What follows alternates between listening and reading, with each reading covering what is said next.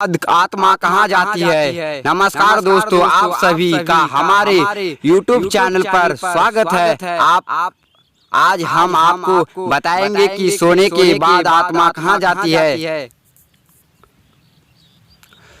दोस्तों, जैसे कि आप सभी को मालूम है कि जब हम सब गहरी नींद में होते हैं तो हम सब सपन देखते हैं और सपन में कुछ भी देख सकते हैं। कहीं के भी दुष्ट हमें सपन में दिखाई देते हैं। कभी कभी तो बड़े भयानक सपन हम सबको दिखाई देते हैं। कभी शुभ तो कभी अशुभ सपन हमें दिखाई देते हैं। ऐसे में हमारे दिमाग में कभी न कभी यह सवाल जरूर आता है कि आखिर सोने के बाद आत्मा कहाँ जाती है।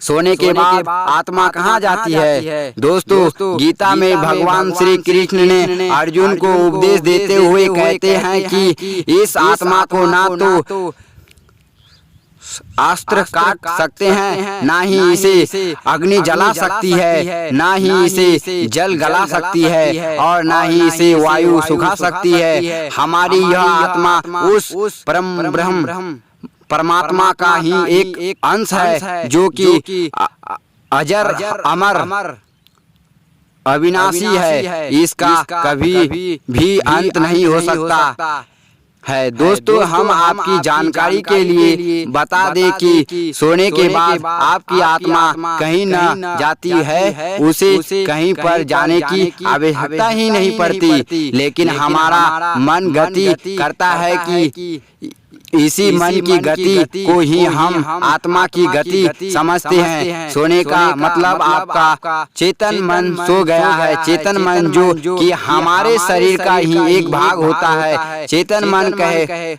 वह है जिसे हम जानते हैं तथा इसी के आधार पर हम अपने सारे काम करते हैं। यह हमारे मन की जागरूकता अवस्था होती है। हमारे मन में जितने भी अच्छे बुरे विचार आते हैं वो सब चेतन मन की ही है देन है।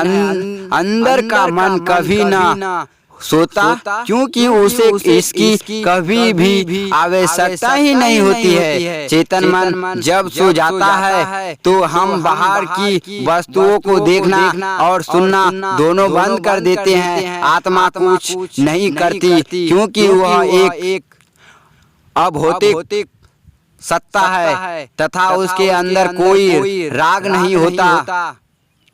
जब हम निर्गुण की बात करते हैं तो वह आत्मा ही होती है। जब हम सो जाते हैं तो हमारा अचेतन मन आत्मा के साथ मिलकर क्रियाशील हो जाता है। उसके बाद हम सपन देखने लगते हैं। इसी वजह से हमें लगता है कि सोने के बाद हमारी यह आत्मा कहीं जाती है। दोस्तों, अचेतन मन चेतन मन से बहुत ज्यादा शक्तिशाली होता है तथा वह चेतन मन से अधिक काम कर सकता है तथा वह भूत और भविष्य दोनों को देख सकता है। मृत्यु के पश्चात आत्मा चेतन मन के साथ ही नहीं जाता है, बल्कि अचेतन मन जाता है। शरीर के साथ ही चेतन मन नष्ट हो जाता है, परंतु अचेतन मन आत्मा के साथ जुड़ा होता है, जिसे हम कर्म का ढांचा कह सकते हैं। अचेतन मन की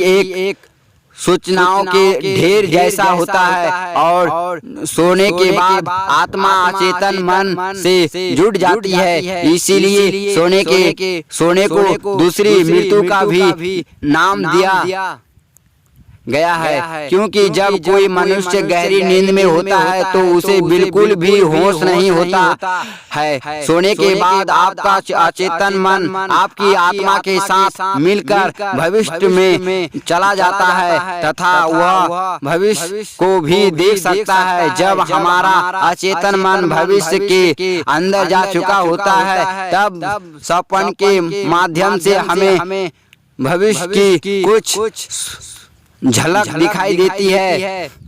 इस तरह के सपन तब आते हैं जब हमारा अचेतन मन भविष्य के अंदर जा चुका होता है। आपको कभी कभी ऐसा आभास होता है कि कुछ बुरा होने से पहले आपका मन विचलित हो जाता है, जो कि अचेतन मन के संकेत है।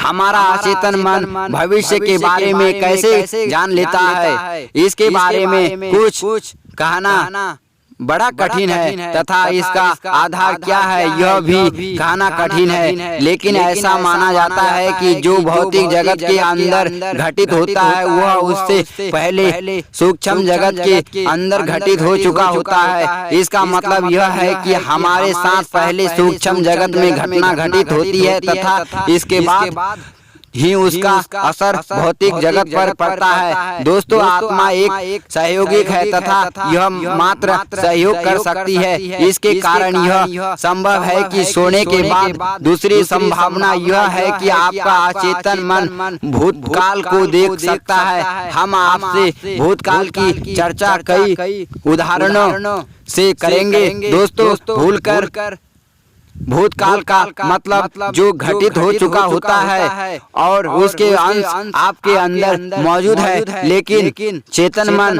उन तक नहीं पहुंच सकता है, लेकिन अचेतन मन इन तक आसानी से पहुंच सकता है।